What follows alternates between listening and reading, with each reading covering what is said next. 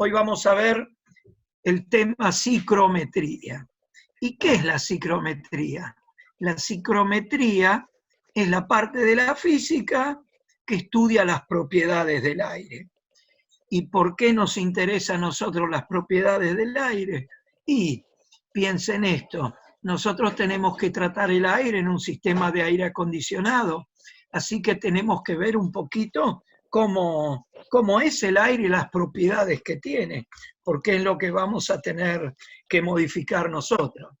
Entonces, el aire que nosotros respiramos está formado por aire seco y vapor de agua. Una parte de aire seco y la otra parte de vapor de agua. Por eso siempre hay cierto tono de humedad en el aire. Ahora vamos a ver qué humedad.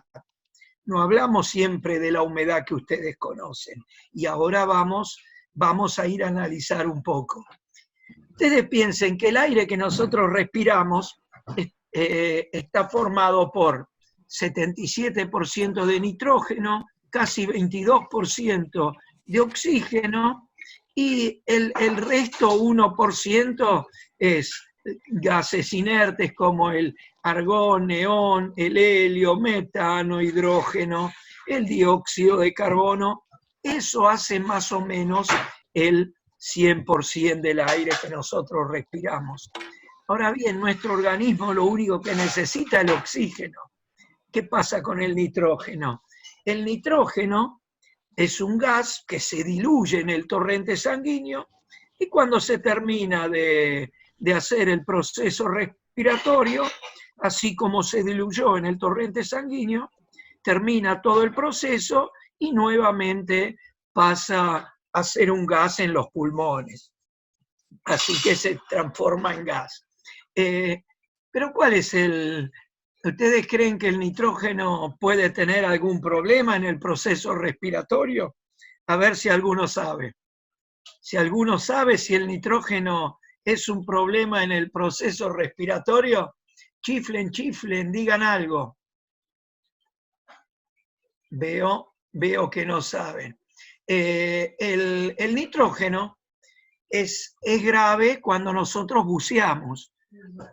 Cuando uno bucea, el nitrógeno, ahí sí puede ser problemático. ¿Por qué? Porque al respirar nosotros aire comprimido debajo del agua, absorbemos ese nitrógeno que se transforma en estado líquido, diluyéndose en el torrente sanguíneo. Pero ¿qué pasa? Si nosotros vamos debajo del agua y subimos rápido, no logramos que ese nitrógeno se transforme en gas. Entonces podemos tener los problemas de descompresión de nitrógeno. O sea, el nitrógeno no molesta nunca, pero cuando buceamos, ahí sí podemos llegar a tener enfermedades de nitrógeno y enfermedades de descompresión. Pero bueno, eso para que sepan que hay que tener cuidado con el nitrógeno en algunas ocasiones, ¿no? Entonces, bueno, esta es la composición de los distintos elementos y los distintos gases que forman el aire que nosotros respiramos y está en la atmósfera. Entonces, como dijimos, el aire que nosotros respiramos está formado por aire seco y vapor de agua. Hay un límite de vapor de agua que puede tener una masa de aire.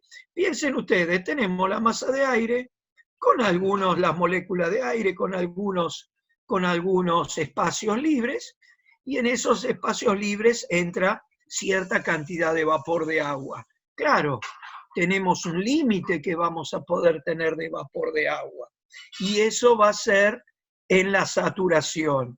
El máximo contenido de vapor de agua que puede tener una masa de aire es cuando tenemos prácticamente un 100% de lo que ustedes conocen humedad relativa.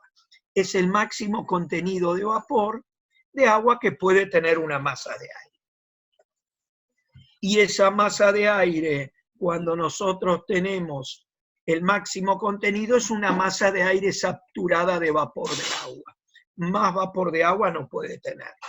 No es que una masa de aire es 100% de agua, porque si no estaríamos respirando un líquido. Y bueno, entonces vamos a analizar un poquito las unidades de presión que vamos a trabajar, que va a ser la utilizada en la práctica. 1 milímetro de columna de agua es igual a 1 kilogramo por metro cuadrado. 10 metros de columna de agua es 1 kilogramo por centímetro cuadrado. Esto es la presión atmosférica, 1 kilogramo por centímetro cuadrado. Entonces, la presión atmosférica a nivel del mar es 1,033 kilogramos por centímetro cuadrado. Por eso dijimos que es prácticamente la presión atmosférica, esta presión atmosférica normal. Esto es presión atmosférica normal. Una atmósfera es 1,033 kilogramos por centímetro cuadrado, 10 metros de columna de agua, como pusimos aquí, y una atmósfera son 760 milímetros de columna de mercurio. Otras unidades que se utilizan son el pascal. Un pascal es 0,1 milímetro de columna de agua. 1 kilopascal es 0,1 metro de columna de agua. Y la presión manométrica la medimos con el manómetro. Y la presión absoluta la debemos sumar a la presión atmosférica. Entonces, con un manómetro nosotros vamos a medir la presión manométrica, que después vamos a ver para qué nos sirve. Contenido de humedad del aire. ¿Qué dijimos nosotros? Que el aire está formado por aire seco y vapor de agua. Entonces, el contenido de humedad que va a tener el aire va a estar en función qué cantidad de vapor de agua va a tener esa masa de aire. Entonces, vamos a tener ahora dos términos que vamos a analizar, que es la humedad específica y la humedad relativa. Vamos a hablar primeramente de la humedad específica, que es una humedad que ustedes seguramente no conocen el término, pero lo que sí conocen, la humedad relativa. Ahora vamos a ver cómo la humedad relativa es una relación de humedades específicas. Entonces, la humedad específica va a ser el contenido de vapor de agua que va a depender de la masa, que va a tener la masa de aire. Entonces, vamos a definir humedad específica como la cantidad de gramos de vapor de agua que va a tener una masa de aire respecto de 1 kilogramo de aire seco. Los gramos de vapor de agua por kilogramo de aire seco. Entonces esa es una masa normal. Ahora, cuando los gramos de vapor de agua son la máxima cantidad que puede tener la masa de aire, la vamos a denominar humedad específica de saturación. El máximo contenido de gramos de vapor de agua que puede tener una masa de aire. Entonces, el máximo contenido de saturación podemos decir que es la neblina. Cuando nosotros tenemos neblina, tenemos el máximo contenido de vapor de agua que puede tener una masa de aire. Bien, ahí tenemos la humedad específica de saturación. Grábense bien esto. Gramos de vapor de agua por kilogramo de aire seco. Bien. Una consulta, ¿puede ser? Queridito, muy bien. Así me gusta. Queremos muchas consultas. En la diapositiva anterior, con el tema de la humedad específica de saturación, ¿Sí? ¿se puede cuantificar cuál es el máximo posible de humedad? Sí. Vamos ahora y lo vamos a tener. Muy bien. Acá, en este grafiquito, se hicieron distintos estudios Y entonces, ¿qué hicieron? Para distintas temperaturas, fíjense, en las abscisas tenemos la temperatura ambiente y en las ordenadas tenemos la humedad específica. Y entonces, de acuerdo a estos análisis, ustedes saben bien, siempre a presión atmosférica normal, trabajando a presión atmosférica normal, porque todos estos valores, si la presión a distintas presiones atmosféricas, varían.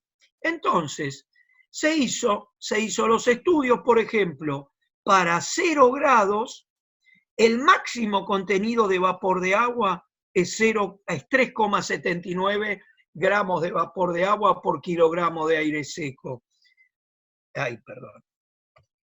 Para 5 grados, este valor, para 10, este valor, y entonces se sacaron los distintos valores de los máximos contenidos de vapor de agua que puede tener una masa a una determinada temperatura. Por eso, a 25 grados, el máximo contenido es de 20,17 gramos de vapor de agua por kilogramo de aire seco. Creo que te quedó contestada la pregunta, ¿correcto? ¿Cómo se determinan los máximos valores? Ah, bueno. Bien, entonces, una vez que se determinaron estos máximos valores, fíjense bien este gráfico, que con este gráfico que vamos a empezar a trabajar, van a soñar todo el año. Y ahora cuando termine la clase, ahí van a ver el gráfico terminado, cómo se fue armando. Esta es la base del famoso gráfico o ábaco psicométrico.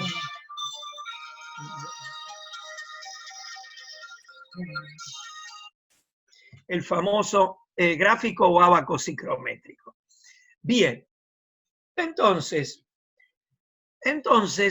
hacemos esta curva uniendo todos los puntos y esta va a ser nuestra curva de saturación. La curva de saturación en donde tenemos el máximo contenido de gramos de vapor de agua que puede tener una masa de aire. O sea, acá estamos en todo estado de saturación. O sea, acá el día que tenemos 0 grados afuera, estado de neblina, o sea que acá tendríamos los distintos estados de neblina al exterior. Bien, hasta ahora sabemos lo que es la humedad específica, pero ustedes hasta ahora, el término que conocen es humedad relativa.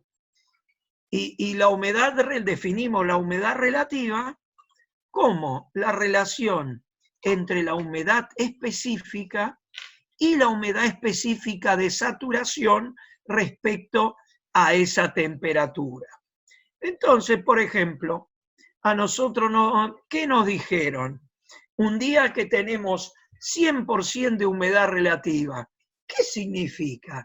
Que la humedad específica de saturación, la humedad específica, si tenemos 100% de humedad relativa, la humedad específica es igual a la humedad específica de saturación. Entonces tengo el 100% de humedad relativa.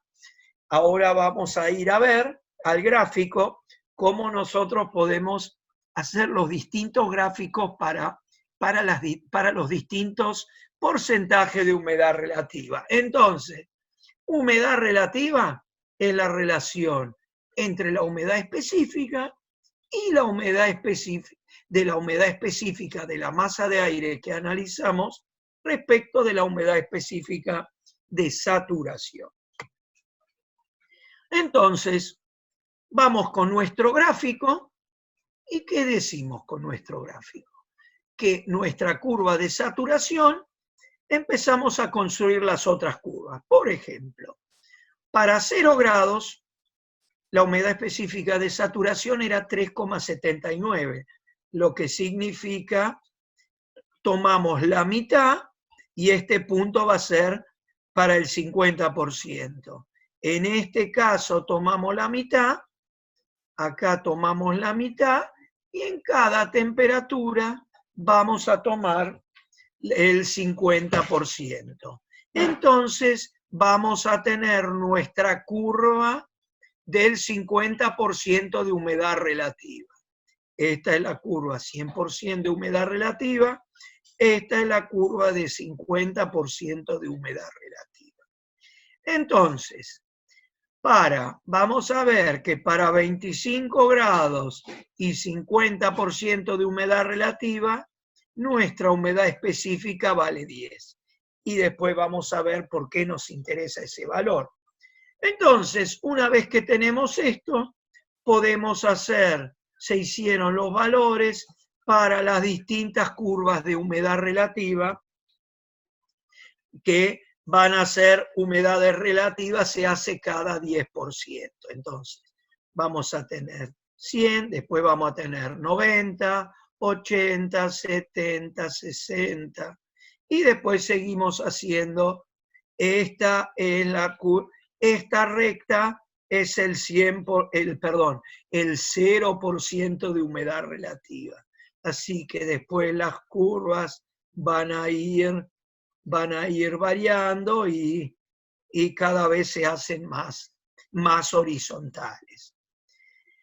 Bien, esto después vamos a tener todo tabulado y graficado en nuestro ábaco psicométrico, que lo vamos a ver a medida ahora que vamos avanzando y que ustedes lo tienen en las guías, en las tablas que les mandaron, que ustedes ya tienen en el Classroom, ¿no? Gregorio, lo mandaron, ¿no? Creo que lo tienen los chicos todo, ¿no? Sí, yo ya subí todas las tablas. Está bien, Están al principio de todo. Sí. Mientras no se pueda tener la guía, ya no podemos tener, ya que no pueden ir a sacar fotocopias, por lo menos tienen estas guías. Bueno, la alumna, la niñita Cire, seguro tiene las guías del año pasado, ¿no? Muy bien. Bien. Bueno, y alguno que recurse que tiene las tablas del año pasado, ¿sí? O de otro año. Bien, muy bien. Bueno, sigamos adelante. Ahora, pero ¿cómo medimos nosotros la humedad relativa? Eso es muy fácil decir humedad relativa 50%, como les dicen. ¿Y cómo vamos a medir la humedad relativa? Bueno, la vamos a medir mediante esta matraca que tenemos acá. Esta matraca es lo que nosotros denominamos un psicrómetro de revoleo. ¿Y cómo puedo medir yo? ¿Cómo puedo medir yo la humedad relativa con un aparato que forma de dos termómetros comunes? Acá ustedes van a ver dos termómetros, con la única salvedad que a uno de los termómetros le ponemos un paño húmedo. Significa que yo pongo este termómetro, lo apoyo en la mesa ahora, supónganse este termómetro lo apoyo en la mesa. Y este paño húmedo, le pongo un paño húmedo en la parte metálica del termómetro. Entonces, ¿qué va a pasar? Va a pasar lo siguiente. Cuando yo tengo quieto el termómetro, tengo quietos los dos termómetros, me van a marcar la misma temperatura. Por ejemplo, supongamos que tenemos 20 grados en el ambiente, vamos a tener, si tenemos el termómetro apoyado en la mesa, vamos a ver, y este paño húmedo con este termómetro, lo apoyamos en la mesa, pero las dos temperaturas van a ser iguales. Significa que en el ambiente tenemos 20 grados de temperatura de bulbo seco. ¿Por qué? Porque este termómetro tiene el bulbo seco. Este lo tiene húmedo, pero no hay movimiento. Entonces, ¿qué hago yo ahora? Hago lo siguiente, agarro el termómetro y entro a revolear la matraca. Durante 1 minuto revoleo la matraca y ¿qué voy a notar? Voy a notar seguramente que en el bulbo húmedo la temperatura empezó a bajar. Empezó a bajar. Ahora, primero hago la secuencia y después explicamos por qué bajó la temperatura.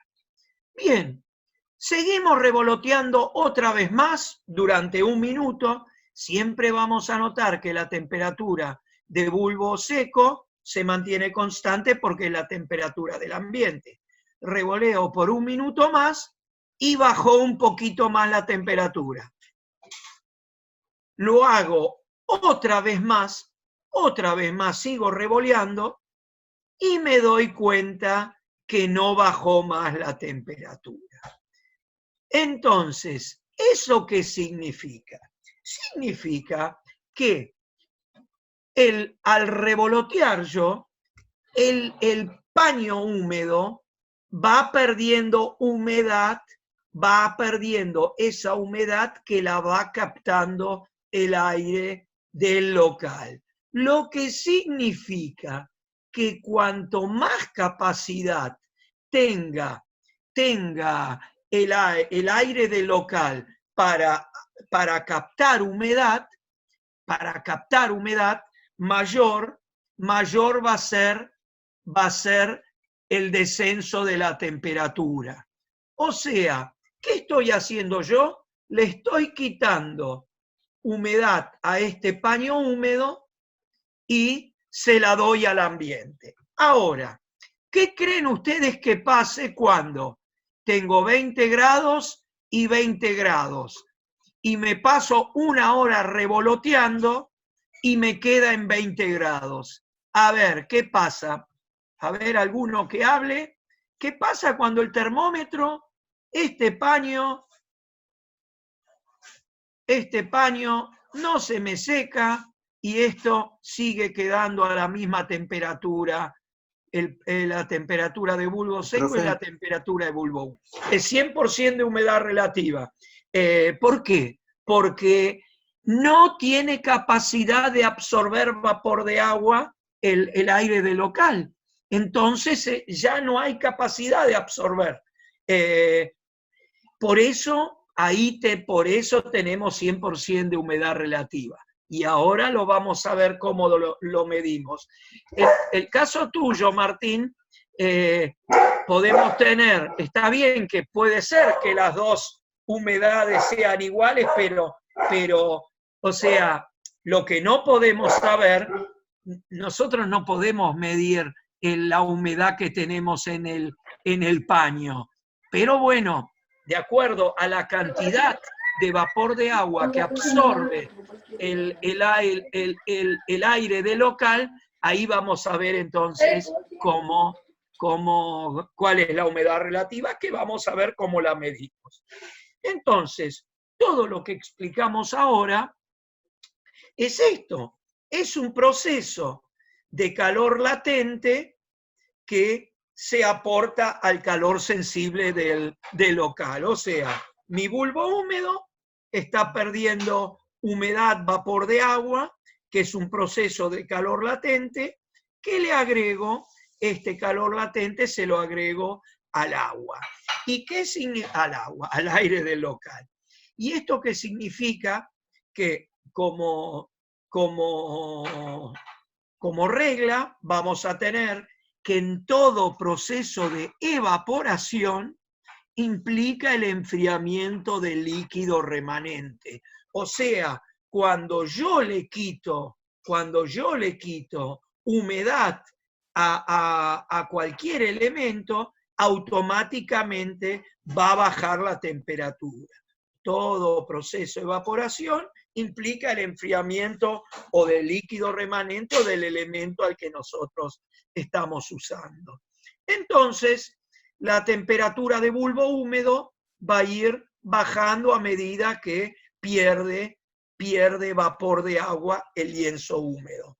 Cuando ya sigo revoloteando y no baja más la temperatura, ahí sabemos que el aire no es más capaz de absorber mucha humedad. Ahora bien, si la temperatura de bulbo húmedo baja gran cantidad de grados, significa que el aire del local tiene poca humedad relativa. El aire es como una esponja, puede absorber mucho. Cuanto más caliente el aire, más capacidad tiene de absorber vapor de agua. Bien, y vamos a ver cómo lo medimos. Entonces, nuestro ábaco, que ya estuvimos hablando, que nosotros ya hemos determinado todas las líneas de humedades relativas, ahora vamos a ver cómo se miden la temperatura de bulbo seco. La temperatura de bulbo seco es la temperatura que nosotros medimos en las abscisas. En las ordenadas ya sabemos que medíamos las humedades específicas. Acuérdense, humedad específica era los gramos de vapor de agua respecto de 1 kilogramo de aire seco. Y entonces, en este mismo ábaco, se hicieron las mediciones ¿y qué significa? Fíjense bien, nosotros acá, sobre esta saturación, vamos a medir también las temperaturas de bulbo húmedo. Y fíjense bien, ¿qué pasa? En la saturación, la temperatura de bulbo seco es igual a la temperatura de bulbo húmedo, porque cuando tenemos 100% de humedad relativa, no nos baja la temperatura de bulbo húmedo más. O sea, si nuestra masa de aire tiene 100%, los dos termómetros van a tener la misma temperatura. En la saturación, temperatura de bulbo seco es igual a temperatura de bulbo húmedo.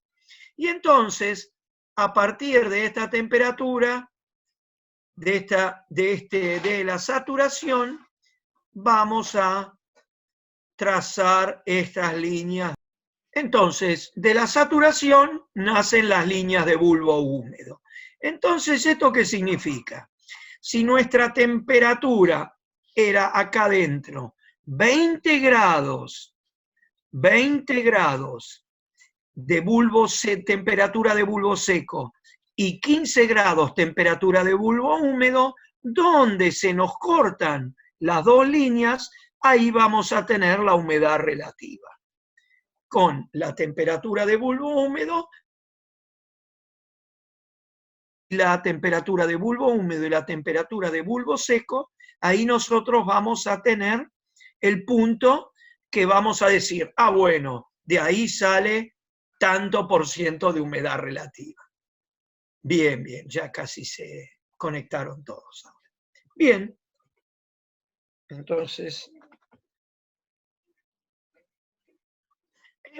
acá nosotros vimos cómo con la temperatura de bulbo, por ejemplo acá, 10 grados temperatura de bulbo húmedo y 15 de temperatura de bulbo seco, esta va a ser nuestro punto con nuestra humedad relativa. Pero fíjense, si hoy yo hubiese tenido 20 grados y 10 de temperatura de bulbo húmedo, mi aire del local tenía muy poca humedad, porque perdió mucha temperatura.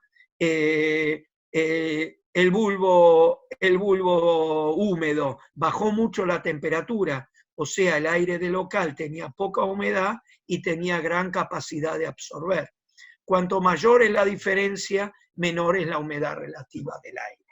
Bueno, con este ábaco psicrométrico que estamos viendo ahora, que le vamos a agregar, ustedes ven que estamos armando el ábaco y cada vez le vamos agregando más cosas. Ya tuvimos temperatura bulbo seco, temperatura bulbo húmedo, la humedad relativa, la humedad específica, y ahora vamos a poner otro elemento que es la entalpía. La entalpía que es el contenido de calor, del contenido de calor que tiene una masa de aire. Y esa, la entalpía, la vamos a medir en kilocalorías por kilogramo de aire seco. O sea, la cantidad de kilocalorías, o sea, calor que tiene una masa de aire respecto de 1 kilogramo de aire seco. Y la entalpía va a estar formado por la entalpía del aire seco más la entalpía del vapor de agua. Si nuestra masa de aire tiene 0% de humedad relativa, la entalpía de vapor de agua no existe. Pero lamentablemente no existe eso de decir que tenemos una masa de aire con 0% de humedad relativa. Eso realmente no existe. Más en Buenos Aires siempre hay humedad, porque lo que mata es la humedad en Buenos Aires. Así que, bueno, y en el ábaco psicométrico, la entalpía la vamos a medir en una escala que nosotros vamos a tener, que es transitando la temperatura de bulbo húmedo. Sobre la línea de bulbo húmedo prolongamos y vamos a llegar a la entalpía. La entalpía es el contenido de calor que tiene una masa de aire. Y ahora seguimos adelante en el ábaco psicométrico, que ahora lo vamos a ver las otras diapositivas ya terminado. Seguimos con otro concepto. Acuérdense, acá tenemos temperatura de bulbo húmedo, acá teníamos temperatura de bulbo seco y estas eran las líneas de bulbo húmedo. Cuando nosotros prolonguemos las líneas de bulbo húmedo, acá vamos a tener las escalas de entalpía, y ya lo van a ver. Y hay otro parámetro que está en el ábaco psicométrico, que es el volumen específico. Y fíjense bien, esto, metro cúbico por kilogramo de aire seco, ¿qué les parece a ustedes que es? Kilogramo por metro cúbico, ¿qué es? La densidad. O sea, las líneas de volumen específico es la inversa de la densidad. La inversa de la densidad. Entonces, estas líneas que ahora tenemos acá, que por ahora no le van a ser familiares y no le van a decir nada, en una clase más o 2 clases más ya les van a parecer mucho más familiares. Pero ahora estamos con el tema del ábaco psicométrico, cómo se construye y los parámetros que tiene para que ustedes puedan trabajar sobre él y todos los valores que vamos a usar con el ábaco psicométrico. Entonces, acá tenemos nuestro ábaco psicométrico, que ahora ustedes lo ven como lo van a usar a lo largo de todo el año y van a soñar con el ábaco psicométrico.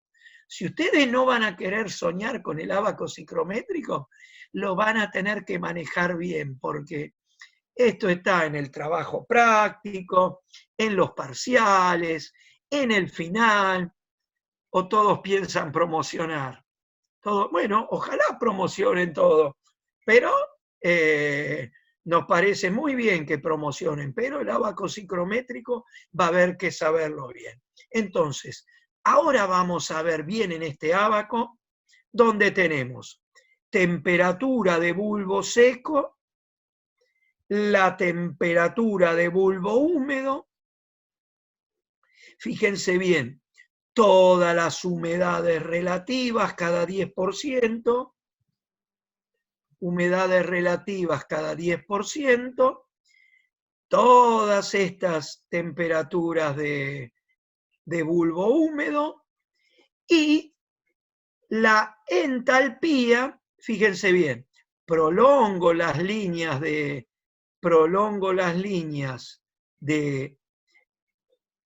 temperatura de bulbo húmedo y voy a la entalpía. Acá tenemos las escalas de entalpía. Y acá tenemos el volumen específico. Tenemos tres valores, 0,8, 0,85, 0,90. De acuerdo a los valores que les dé, se interpola. Acá tenemos las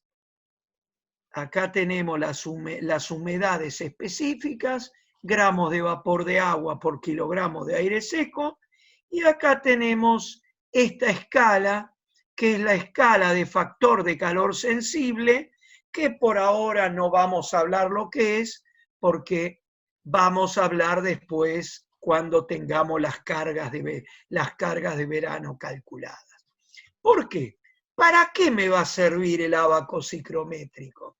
El ábaco psicrométrico me va a servir para verificar si el equipo de aire acondicionado que yo calculo, ¿se acuerdan que ustedes el primer trabajo práctico va a ser el cálculo de las cargas de verano? Las cargas de verano, que vamos a ver la clase que viene, empezar ya la clase que viene, va a ser el cálculo de todas las ganancias de calor que tiene un local. Pero esas ganancias de calor, cuando yo calculo todas las ganancias de calor, voy a calcular el equipo que me extrae esas ganancias de calor. Entonces, yo voy a tener que verificar que ese equipo que yo adopte cumpla todas las funciones de enfriamiento y deshumectación que hablamos en la primera clase para el cálculo del aire, para el cálculo de las cargas de verano. ¿Se acuerdan que dijimos que la función de aire acondicionado en verano era enfriamiento y deshumectación? O sea, el enfriamiento era, por ejemplo, de enfriar de 24 o 25 grados. ¿Se acuerda que habíamos dicho la temperatura de impulsión del aire para un local era 14 grados? O sea, nosotros vamos a enfriar el aire desde la temperatura interior o la temperatura de mezcla. ¿Se acuerdan bien que vamos a tomar temperatura de mezcla a veces cuando tomo un porcentaje de aire exterior? Entonces voy a enfriar el aire de la temperatura de mezcla a la temperatura de impulsión, 14, 15 grados. Por eso, con el ábaco psicrométrico, yo voy a verificar si mi equipo me enfría el aire de acuerdo a la temperatura que yo necesito.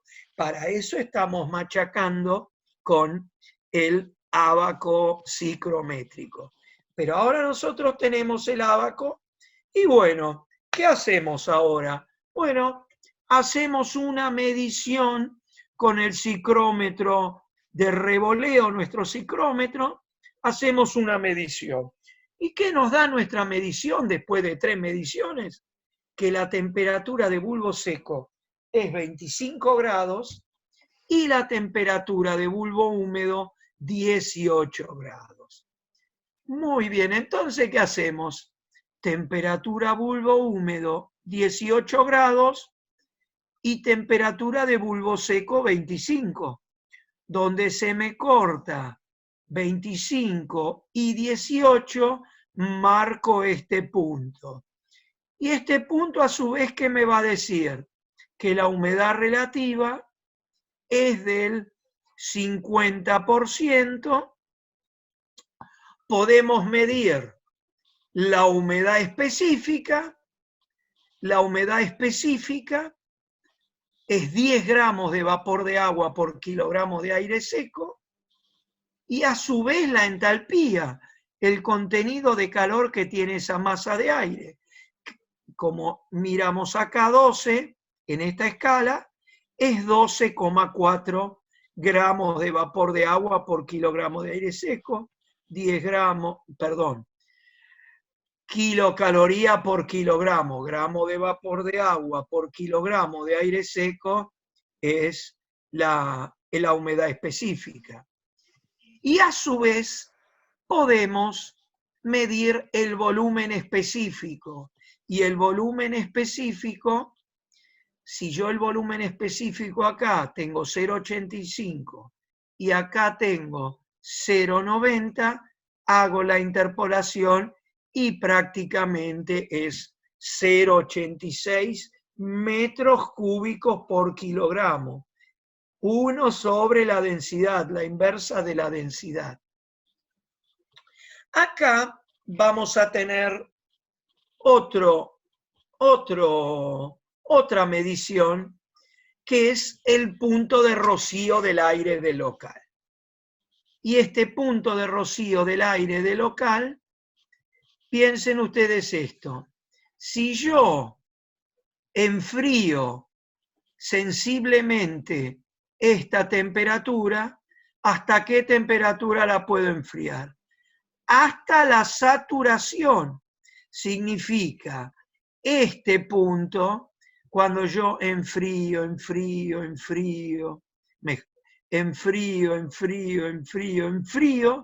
hasta este punto sobre la saturación, que lo voy a denominar punto de rocío del aire del local.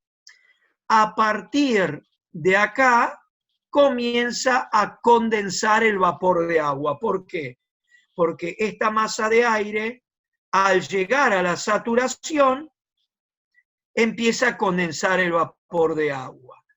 Punto del aire del local.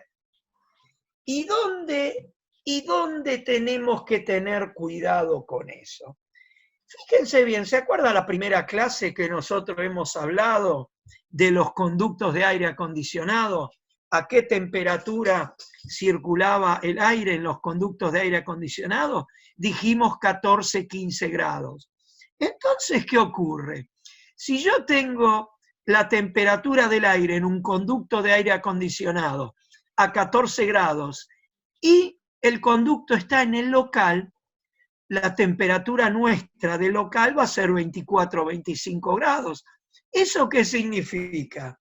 Eso significa, si la temperatura del local 24 o 25 grados y 50% de humedad relativa, si toca el conducto de aire acondicionado, condensa el vapor de agua de esa masa de aire. Por eso los conductos de aire acondicionado en los locales tienen que tener una aislación térmica y una aislación tipo barrera de vapor. Es una aislación para que no condense el vapor de agua. ¿Me entienden? Entonces, los conductos de aire acondicionado siempre tienen una aislación. Una aislación térmica. ¿Por qué? Térmica tiene que ser porque si en el local tenemos 25 y dentro del conducto el aire circula a 14 grados, entonces voy a tener una transferencia de calor. Y la temperatura del local va tal vez, quizás es un beneficio para el local porque estoy transfiriendo calor al conducto, pero tampoco va a ser así porque si me circula aire en vez de 14 grados, 18 grados, no voy a llegar bien a la temperatura de diseño. Así que, bueno, esto para que ustedes sepan, si yo enfrío el aire del local, lo puedo enfriar hasta este punto, que es el punto de rocío del aire del local. Y esto nosotros nos interesa muchísimo en lo que vimos la clase pasada. La clase pasada vimos la transmisión de calor. Y si nosotros estamos en invierno, el aire del local interno se transmite hacia el exterior. Y va a haber un punto que nosotros sabemos que la barrera o sea, el punto de rocío del aire está a 14 grados. Cuando el aire que yo transmito hacia el exterior pasa por 14 grados, que los 14 grados estos generalmente van a estar en la transmisión dentro de la pared exterior, porque ¿Se acuerdan cuando transmitíamos la semana pasada? Transmitíamos de 20 grados y cuando llegamos a la pared, a la parte interna de la pared, bajó un poquito la temperatura, pero dentro de la pared el salto térmico es grande y dentro de esa pared siempre va a estar los 14 grados, el punto de rocío del aire aproximadamente. Entonces, para que no condense el vapor de agua dentro de la pared, tenemos que colocar una barrera de vapor antes de que llegue a los 14 grados. Y esto generalmente lo hacemos, los que seguramente habrán visto en una obra, una doble pared, se lo pinta con brea a la pared interior. Entonces, pintamos con brea la parte interna de la cámara de aire, que es la cámara de aire de la pared interior, y eso trabaja como barrera de vapor. Porque siempre ese punto de rocío del aire va a dar en la cámara de aire, seguramente. Y en la cámara de aire yo tengo una aislación. Si esa aislación mía está húmeda, no va a trabajar bien como una buena aislación. Pierde sus cualidades. Así que bueno, vamos a ver un poquito las funciones. Las funciones son el enfriamiento, lo que vimos recién, cuando se me enfría, llega hasta el punto de rocío del aire, que es donde condensa el vapor de agua. Por eso tenemos que tener en cuenta, cuando ustedes, esto ahora del punto de rocío del aire lo van a saber mejor, por eso no le dimos la clase pasada el cálculo de la barrera de vapor. El cálculo de la barrera de vapor es cuando el aire se va enfriando y pasa por la temperatura del punto de rocío, que acá son 14 grados, y eso pasa siempre cuando ustedes ven cómo fue el ejemplo de transmisión de calor, teníamos la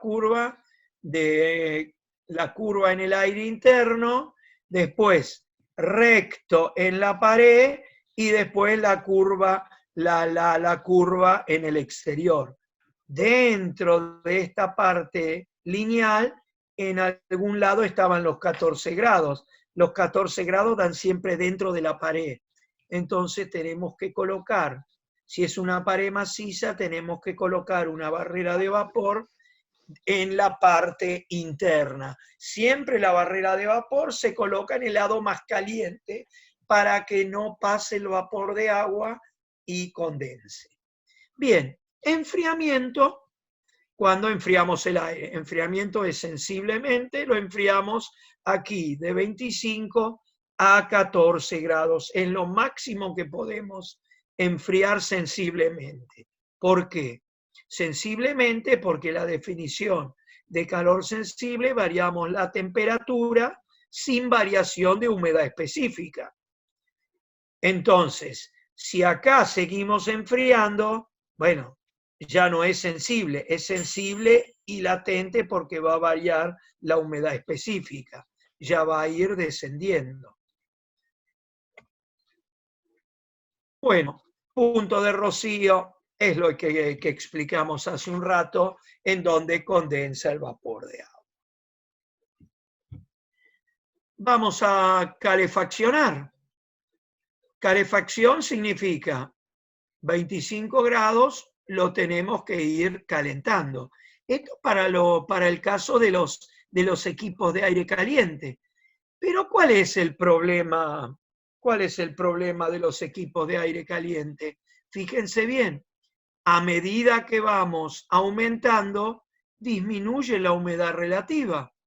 Si esto calienta mucho más, la humedad relativa es muy baja. Y ahora vamos a ver que la humedad relativa no puede bajar de un 30%, porque nos afecta a las fosas nasales.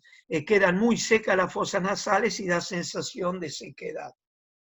Entonces, Este proceso es un proceso de calefacción y si baja demasiado la humedad relativa, tenemos que humidificarlo después. Ahora vamos a ver qué es el proceso de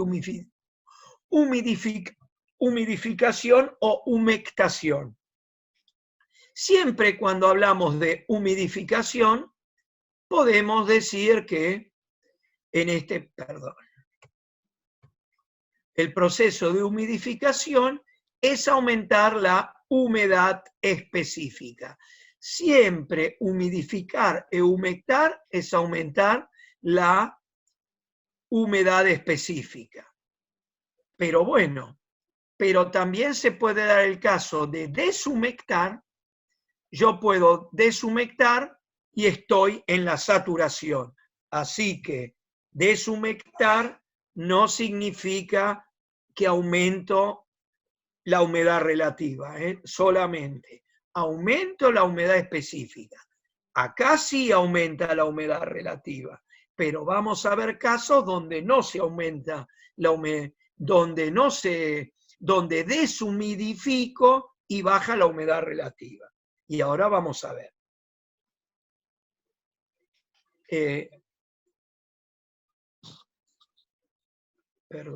La deshumectación, no hablamos de deshumectación. Entonces, hasta acá tenemos humidificación, deshumidificación, enfriamiento y calefacción. Pero ¿qué pasa? En aire acondicionado, yo voy a enfriar el aire de 20 grados, acá de 25 grados, a 15 grados. Este punto yo voy a enfriar de 25 a 15 grados y seguramente este punto, fíjense bien, este punto va a estar una humedad específica tal vez de 9 gramos de vapor de agua por kilogramo de aire seco. Entonces, yo enfrié desde 25 grados a 15 grados y deshumecté de 10 gramos de vapor de agua por kilogramo de aire seco a 9 gramos de vapor de agua por kilogramo de aire seco. Pero, ¿y cuánto es mi humedad relativa acá? Mi humedad relativa acá es del 85%, pero yo deshumecté la humedad específica.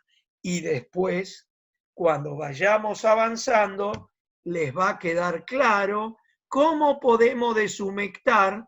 Y les digo más, mi deshumectación ideal sería acá, en la saturación. Mi deshumectación ideal sería en la saturación. Y después lo vamos a ver. Pero nunca podemos llegar a la saturación, por lo que vamos a ir a explicar más adelante. Bueno, sabemos bien lo que es humidificación, humedad específica. Deshumidificación es bajar la humedad específica. Enfriamiento es enfriar. Y calentar el aire es calentar y enfriar sensiblemente. Bueno, tenemos los distintos esquemas que vamos a tener en los distintos casos donde vamos a enfriar, calentar. Estos son, acá, ¿qué vamos a hacer?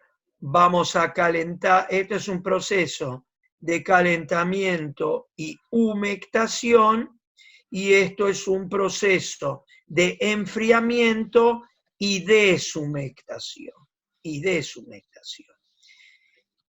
¿Qué nos va a pasar a nosotros? El proceso de calentamiento, a ver, ¿es lo que viene ahora? No. El proceso de calentamiento, ¿se acuerdan el primer día de clase que nosotros vimos que vimos los serpentines de refrigeración, el serpentín que cuando vimos el equipo de aire acondicionado, que en invierno tenemos que humectar, calentábamos el aire por el equipo de aire acondicionado y se nos bajaba la humedad relativa. Entonces teníamos que agregarle un humectador. ¿El humectador qué era? O era una batea de agua con una resistencia que nos producía vapor de agua, y bueno, le aumentábamos la humedad relativa, y le aumentábamos la humedad relativa, lógicamente la humedad específica también, y terminábamos en la condición que queríamos, 50% de humedad relativa. Pero eso es en un proceso separado de calentamiento y un proceso separado de humectación.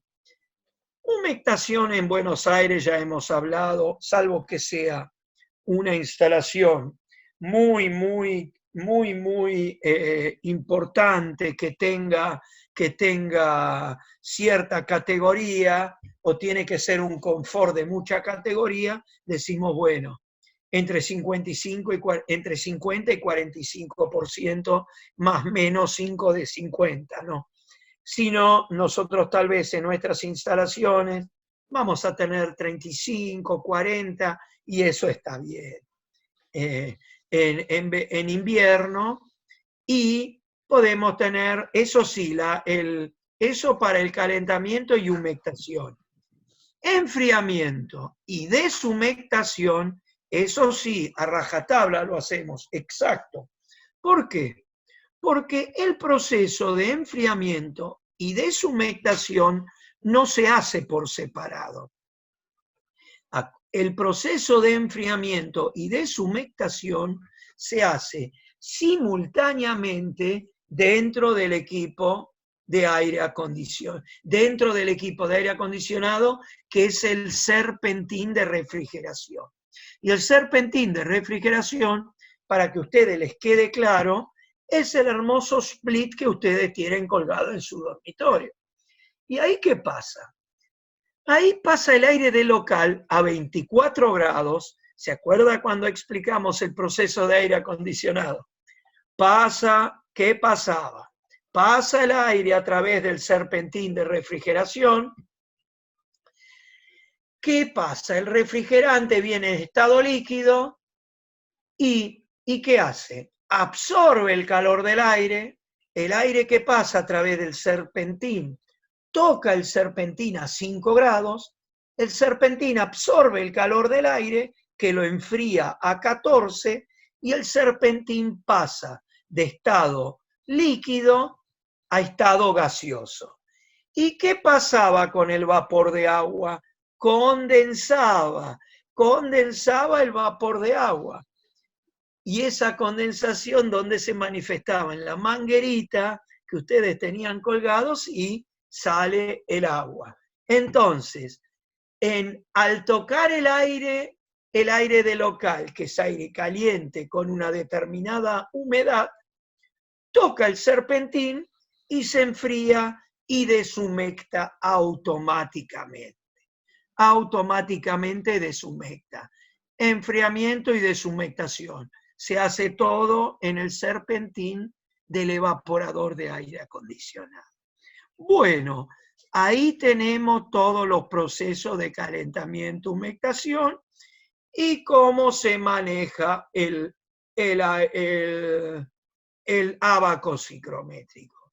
Ahora, por 2 clases, lo vamos a dejar tranquilo el ábaco psicométrico, porque ahora nos vamos a dedicar a empezar a calcular las cargas de verano. Cuando terminamos de calcular las cargas, ahí sí vamos a aplicar el ábaco psicométrico a todo el proceso de lo que calculamos.